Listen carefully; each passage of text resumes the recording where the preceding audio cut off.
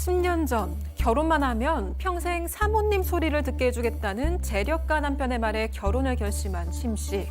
하지만 심 씨의 결혼 생활은 기대와는 정반대였습니다. 몇 년 뒤 남편의 사업이 망하면서 온 집에 빨간 딱지가 붙게 됐고 설상가상으로 당시 임신 중이던 심 씨가 경제 활동을 도맡게 된 겁니다. 심지어 남편은 사업 실패 이후에도 이런저런 사업 계획만 세우다가 매번 돈을 날리곤 했다는데요. 그러던 어느 날 심 씨는 남편이 갑자기 구속됐다는 청천벽력 같은 소리까지 듣게 됩니다. 기대와는 달리 처참하게 무너진 결혼 생활. 심 씨는 이 결혼 생활을 유지할 수 있을까요? 자, 자세한 얘기 지금부터 한번 정리해보죠. 네, 일단 남편이랑 심 씨는 소개로 만났습니다. 심 씨는 그때 외국에서 유학생활 중이었는데 지인이 재력가 남성이 있다라면서 이 남편을 소개해 줍니다. 그래서 한국에 잠깐 들어왔을 때 소개팅을 하게 됐는데 이 둘이 이 자리에서 한눈에 반합니다.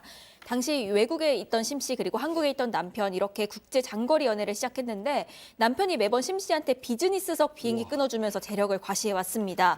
사실 남편은 집안이 대대로 부자였던 건 아니고요. 자수성가한 전형적인 자수성가형 재력가 타입입니다.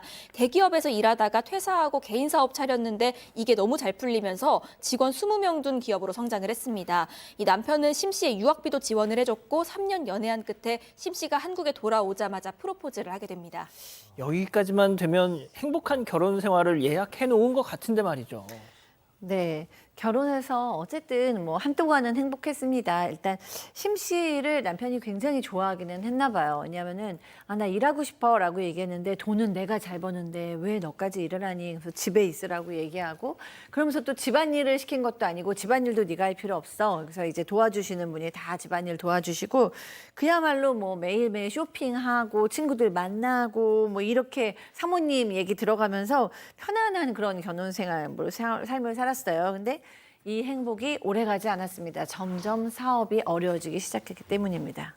아이고, 얼마나 어려워졌어요. 그러니까 일단 처음에 20명 정도 되는 기업을 이뤘다고 했잖아요. 예. 근데 뭐 사업에 타격을 입으면서 그다음에 직원이 15명, 10명, 5명 점점 이렇게 줄어간 겁니다.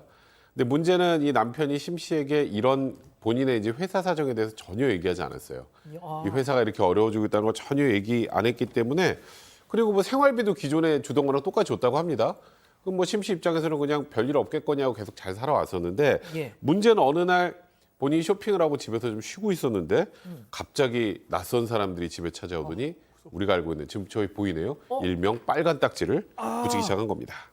완전 망한 거예요. 그러니까 정말 좀 무서운 일이잖아요. 집에 와서 빨간 딱지 붙는다는 거 경험 안 해보신 분들은 정말 저거 모를 건데 이 지금 그 심 씨 입장에서도 얼마나 많이 놀랐겠습니까? 바로 남편에게 전화합니다. 남편 이건 뭐야? 지금 큰일 났어. 이러니까 남편이 탁탁탁 돌아오는 거죠. 그러니까 남편이 이런 얘기합니다. 미안해, 난 당신한테 말할 수 없던 사정이 있어. 그러니까 무슨 사정이냐 이러니까 대출금과 투자금을 갚지 못하는 상황이고 사업도 점점 어려워져서 지금 이렇게 할 수밖에 없었어. 그러면 왜 나한테 이런 얘기 안 했냐고 심 씨가 물으니까 네가 힘들어하는 거 난 보기 싫었어. 그래서 네한테 말할 수 없었어. 이러니까 심 씨가 그럼 생활비는 뭐야? 이렇게 물어보니까 그거는 사채비 얻어서 너한테 줬는 거야.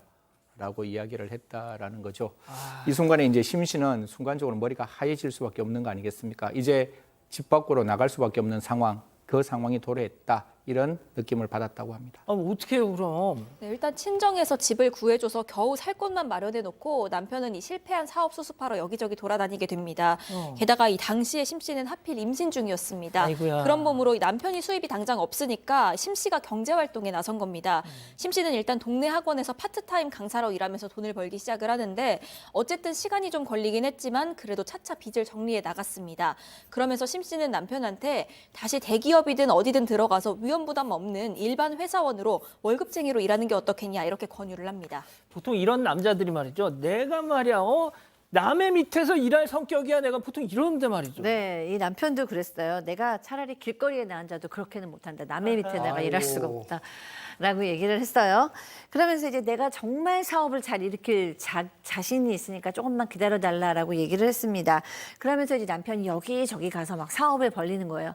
그러나 한 가지도 제대로 되지를 않고 점점점 이렇게 하다 보니까 가게는 기울고 빚은 생기고 심 씨는 그 빚을 갚아 나가야 되는 그런 악순환이 된 거예요.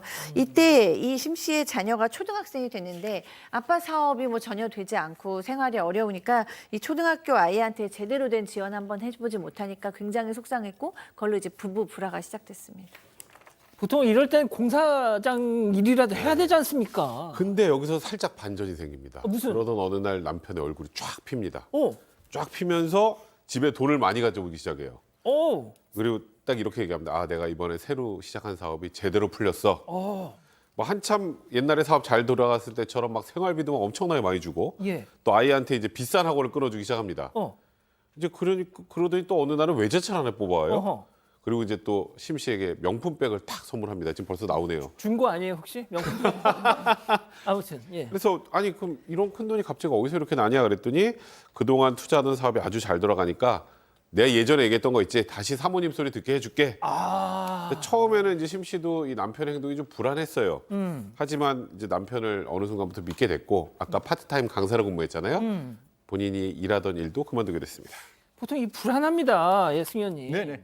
근데 여기서 이제 한 단계 더 나갑니다. 자동차를 좋은 거 샀으니까 이제 어디로 가야 되겠죠? 좋은 집을 알아봅니다. 좋은 집을 알아보고 아니나 다를까 그 집을 덜컹 사고 그 집 안에 들어가게 되죠. 심 씨 입장에서는 남편이 한번 사업이 망했던 적이 있는 그 상황이니까 이렇게 생활비도 많이 가져오고 이렇게 많은 걸 바꾸는 과정에서 뭔가 불안한 생각이 들었을 거잖아요. 그래서 남편에게 묻습니다. 이번에는 반드시 문제 있으면 나한테 먼저 얘기해야 돼 라고 하니까 남편이 아무런 문제가 없다라고 이야기하는 과정에서 어느 순간 남편이 말이 탁 없어지는 거예요. 그리고 표정이 이렇게 내려앉는 거예요. 그러니까 뭔가 말없이 뭔가 이렇게 좀 이렇게 내성적인 모습으로 바뀌다 보니까 다시 한번 물어보는 거예요. 정말 자기 아무 일 없는 거지. 그러니까 피곤해서 그래. 정말 아무 일 없어라고 이야기를 하니 이 심 씨는 믿게 되었는데 그 다음 얼마 지나지 않아서 따르르르르릉 전화 한 통이 왔습니다. 그 전화가 왠지 좀 그렇습니다. 예. 받아보니까 남편이 사기 혐의로 법정 구속이 됐는데요. 이런 내용이었습니다. 사기 혐의로 법정 구속이요. 그래서 이게 너무 황당하고 믿을 수가 없어서 심 씨는 처음에는 보이스피싱이라고 생각을 했다고 합니다. 아유, 당연하죠. 그런데 남편한테 확인하려고 계속 전화를 걸는데 받지 않으니까 점점 쎄한 느낌이 들었던 거죠. 그래서 다음 날 돼서 곧바로 전달받은 곳으로 달려갔는데 정말로 남편이 수감이 돼 있었습니다. 곧장 남편한테 이게 무슨 일이냐 따져 물었는데 이 남편 반응이 아주 황당했습니다. 심 씨한테 오히려 화를 내면서요. 이게 다 너한테 인정받고 싶어서 어떻게든 돈 벌고 싶어서 이렇게 된 거 아니겠냐. 넌 나랑 돈 때문에 결혼한 거 아니니? 내가 돈이 많아야 너가 날 사랑할 것 같아서 이랬어 라면서 오히려 화를 냈다는 거죠. 이게 대체 무슨 일인가 싶어서 캐물어 보니까 남편이 그동안 가져온 돈이 정당하게 벌어서 가져온 게 아니었고요. 남편이 여기저기서 사기를 치고 다닌 거였습니다. 그렇게 사기로 번 돈이 수십억이었던 겁니다. 지금 채팅창에서 다 헐 이러고 계세요, 지금. 그러니까요. 근데 지금 이 심 씨 입장에서 더 황당한 건 있어요. 아 이게 자기 때문이라잖아요. 그러니까.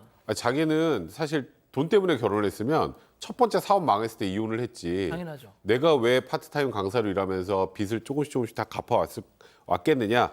근데 이런 상황에서 자기 탓을 하는 남편이 너무너무 황당하고 그랬다고 하고요. 그리고 아까 첫 번째 사업 그 빨간 딱지 붙을 때 예. 그때 얘기 안 했죠. 안 했죠. 근데 이번에 재판받는 것도 얘기 안 했습니다. 법정 구속이라는 건 재판이 다 끝이 나서 법정 구속이 된 거고 법정 구속이 되면 가족에게 연락이 가니까 이게 연락이 온 거 아니겠습니까? 아하. 이 정도 되면 나는 더 이상 이 남자를 믿고 살 수 없겠다 판단했고 심 씨는 이혼을 결심하게 됩니다. 자, 그런데 문제는 순순히 이혼 도장에 이 서류에 도장을 찍어 주느냐, 이 남자가. 네, 절대 안 찍어줄 마음인 것 같습니다. 일단은 노발대발을 했어요. 그러면서 뭐라고 얘기하냐면은 나는 너와 결혼을 유지하기 위해서 사기도 쳤다. 그러니까 너도 나와 결혼을 유지하기 위해서 옥바라지를 해야 된다라는 얘기예요.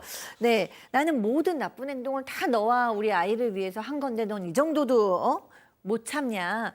나는 나가면은 정말 다시 돈 잘 벌 수 있다. 그러니까 그때까지 네가 참고 옥바라지를 해줘야 되는 게 맞다라고 얘기를 했다고 합니다. 자, 그러면 이쯤에서 별별 상담소 오늘의 궁금증 짚어보죠. 자, 사기 혐의로 구속된 남편.